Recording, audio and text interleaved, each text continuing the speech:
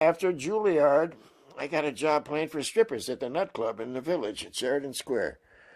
And I'm saying to myself, man, after 4 years, I've studied Stravinsky and Bartok, and I've had pie with Charlie Parker, and I'm not making any progress. I'm playing Harlem Nocturne and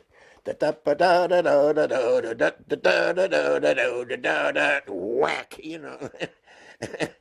And somebody said Birds Across the Street Jam, and I said, oh man, let me get a taste of this. And at the time, I didn't like my horn, I didn't like the reed, I didn't like the strap, I didn't like the liggage, I didn't like anything. I was a maudlin young man with a problem.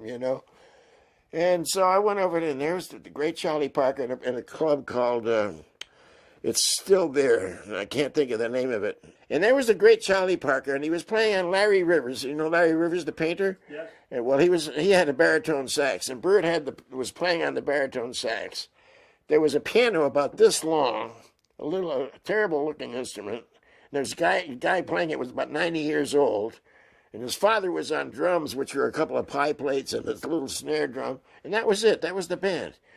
And I could see that Bird was having trouble playing the baritone. I said, Mr. Parker, man, would you like to play my alto? I'm right across the street, and I'm on a long break. He said, yeah, that'd be cool. This baritone's kicking my ass. So I ran across 7th Avenue, got my alto, brought it back, and I got on the bandstand. He's sitting here, and I'm sitting there. I handed him my horn, and he played Long Ago and Far Away. And all of a sudden, I'm listening to my horn, and there's nothing wrong with the reed. There's nothing wrong with the mouthpiece. I mean, even the strap sounded good, And he hands me the horn. He said, now you play. Oh, man, I mean, I run across a lot of young kids when I do master classes or teach. And they're always saying, oh, I'm too shy. I'm too shy. I said, don't be shy. You got it. Sometimes when you knock on the door and it opens, that opportunity answers, shy ain't going to cut it, man. And when Bird said, now you play, my shyness disappeared. I mean, I was scared to death. I'm not talking about the fear of quotient, but I knew I had to come up with something.